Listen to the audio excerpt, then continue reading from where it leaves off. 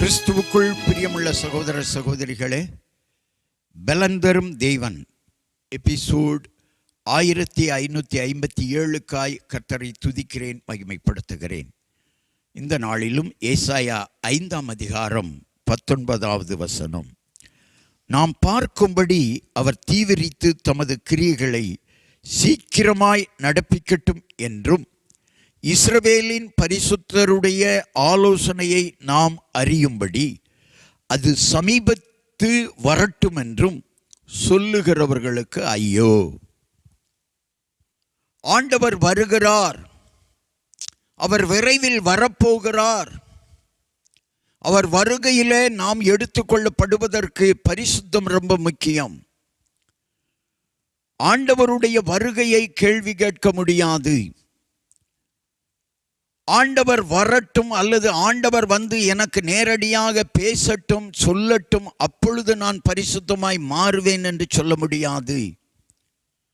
வேதம் சொல்லுகிறது, பரலோகத்திலே எல்லாருக்கும் ஒரே உடைதான், வெண்ணுடை. நான் பரலோகத்தில் போய் வெண்ணுடை அணிந்து கொள்வேன் என்று அநேக கிறிஸ்தவர்கள் வாழ்ந்து கொண்டிருக்கிறார்கள். நீங்கள் பூலோகத்தில் உங்கள் வாழ்க்கை நடைமுறை எப்படி இருக்கிறதோ அதற்கு தக்கதான் பரலோகத்திலும் இருக்கும். ஆண்டவர் வரட்டும், அவர் வருவதற்கு கொஞ்ச நாளைக்கு முன்னாடி நான் மாறிவிடுவேன், ஆண்டவரை ஏற்றுக்கொள்வேன் என்று சிலர் சொல்லுகிறார்கள். ஏன் கிறிஸ்தவர்கள் கூட ஆண்டவர் வருகிற பொழுது நான் மாறிவிடுவேன் என்று நினைக்கிறார்கள். அதைத்தான் ஆண்டவர் சொல்லுகிறார், சீக்கிரமாய் நடப்பிக்கட்டும் என்று இஸ்ரவேலின் பரிசுத்தருடைய ஆலோசனையை அது சமீபத்து வரட்டும். ஆண்டவர் வரட்டுமே, வரும்போது பார்த்துக்கலாம். வாலிபம் இப்பொழுது எங்களுக்கு இருக்கிறது. வாலிபத்திலே நாங்கள் இஷ்டப்படி சினிமா பார்ப்போம், இஷ்டப்படி செல் பார்ப்போம், இஷ்டப்படி செல்லிலிருந்து விளையாடுவோம் என்று இருக்கக்கூடாது. ஏனால் இன்றைக்கு இரவிலே கூட ஆண்டவருடைய வருகை வந்துவிடும். எனவே அவருடைய வருகைக்கு ஆயத்தமாய் இருக்க வேண்டும். அப்படி இயேசு கிறிஸ்துவின் வருகைக்கு ஆயத்தமாய் இராதவர்களுக்கு நான் சொல்லவில்லை, வேதம் சொல்லுகிறது ஐயோ. அவருடைய வருகைக்கு ஆயத்தப்படுங்கள். மாரநாதா, சீக்கிரம் வாரும் என்று அழைப்பை உறுதி செய்து கொள்ளுங்கள். இந்த அழைப்பிலே நில்லுங்கள். கர்த்தர் உங்களை ஆசீர்வதிப்பார். கண்களை மூடி ஜெபிக்கலாம். எங்களை நேசிக்கிற நல்ல தகப்பனே, இந்த ஜனங்கள் ஆண்டவரே அறிவில்லாமையினால் சிறைப்பட்டு போகிறார்கள், சங்காரமாகிறார்கள், ஆடம்பரத்தினாலே சங்காரமாகிறார்கள், ஆடம்பரத்தினாலே அசிங்கப்பட்டு போய்விடுகிறார்கள். உம்முடைய வருகை வரட்டும், அல்லது பரலோகத்தில் போய் நான் வெண்ணுடை அணிந்து கொள்வேன். பூலோகத்திலே ஜிகினா வேலைகளைத்தான் நான் பார்ப்பேன். எல்லாரும் என்னை ஜிகினா அணிந்தவன் அணிந்தவள் என்று சொல்ல வேண்டும்.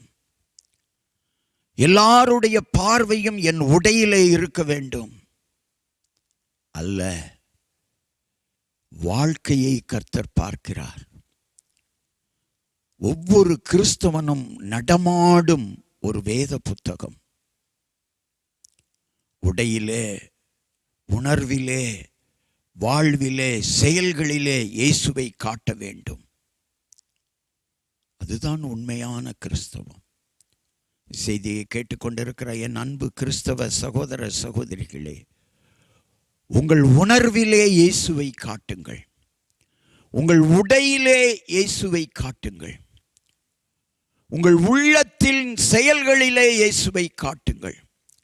வெளிப்புறமான செயல்பாடுகளிலே இயேசுவை காட்டுங்கள்.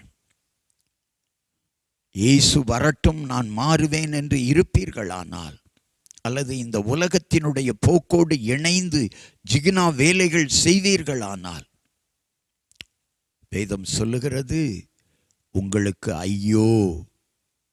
எனவே கவனமாயிருக்க வேண்டும் கிறிஸ்தவர்கள். உடையிலே, உணவிலே, உள்ளத்திலே, செயல்களிலே, ஜெபத்திலே, வேத வசனத்திலே கர்த்தரை வெளிக்காட்டுங்கள். அப்பொழுது ஒரு ஆத்துமா சந்திக்கப்படும். ஜிகினா வேலைகளினாலே ஆத்துமாக்களை ஆதாயப்படுத்த முடியாது. ஜிகினா வேலைகள் மற்றவர்களை ஏமாற்றிவிடும், மற்றவர்களுக்கு ஏக்கத்தை கொண்டு வந்துவிடும். எனவே பரிசுத்தமாய் வாழுங்கள், பரிசுத்தமாய் வாழுங்கள், பரிசுத்த அலங்கார உடையை அணியுங்கள்.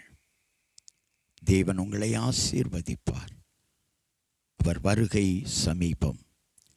மாரநாதா, சீக்கிரம் வாரும் ஐயா. ஆமென்.